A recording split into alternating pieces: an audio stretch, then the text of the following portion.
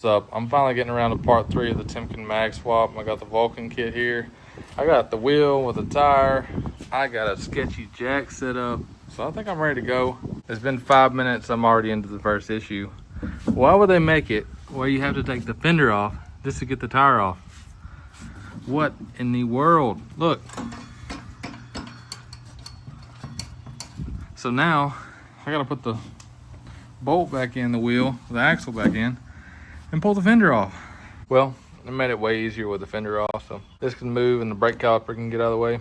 So my rant was a little unnecessary. So hopefully I can get these stars out and put over here and swapped over. Now I believe this spacer has to go on here. Then we'll throw this on top. Have a nice snug fit on there. Let's see. Perfect. All right, got the disc on. I'm gonna throw one of these on each side. I think that's what you're supposed to do. And pop it on there. All right, I had it right for the most part. You put the 2 spacers in the wheel before you put it on, and then you put your stock washer right here. There's one, you probably see it right there, small one. And then on this side, you put your other stock spacer in, plus these 2 spacers, and the disc brake, whatever. And there you go. Looks like it fits pretty good. Whoops, this ain't about to fall over. Spins pretty good. So I'm gonna tighten it up, put the fender on. I think we'll be done with the front. That's it for the front. Everything went back together fine. So it's not too hard to do. If you're interested in it, you need to get this right here. If you got the Timken wheels right there. Well, it's finally time to put this here Timken mag on here. Get this chrome one off. I've been lazy in putting it off, but I got it on the stand. Got the wheel almost off the ground, and I got the instructions out, so there's nothing stopping me now. I got the wheel off. It's not bad. It's just a tedious job. I guess this tire served its purpose, so hopefully I can get this pulley off pretty easily. And the brake, and slap them on the other wheel, and we'll be well on our way.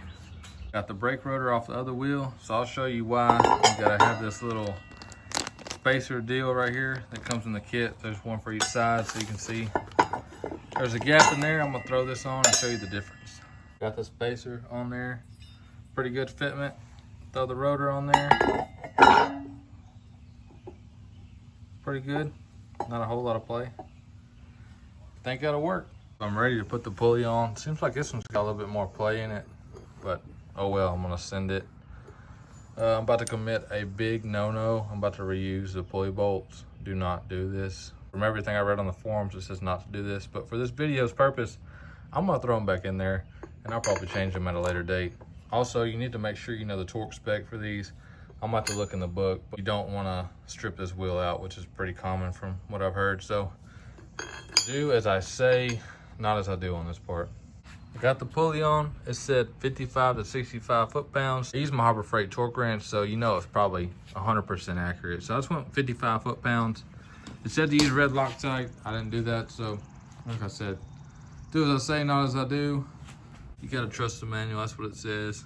I think it said blue Loctite on the brake caliper and red on the pulley. But anyway, I'm gonna try to throw this thing back on there, figure out what the spacer deal is. All right, the wheel's almost ready to put on. The Vulcan kit comes with these 2 spacers right here. It says to put your stock spacers in, so I got those in the wheel. And I'm gonna shoot these up in there that come with a kit, so I think that will get us, if this will focus, I think that'll get us fixed up. Put this on each side. I got the wheel back on. Everything seems to roll okay. I've lost motivation tonight to finish it. You can see the spacer in there, so I'm gonna give up for tonight, and I will catch y'all back tomorrow. Well, the bike's done. I got the Timken mags on there. Everything turned out all right. Everything looks like it's lining up all right. So if you got Timken mags, you can throw them on your newer Dyna. Just got to get the kit, change the bearings. Not a huge deal. I don't think I would go looking for Timken mags, but if you find a good deal on some, there you go.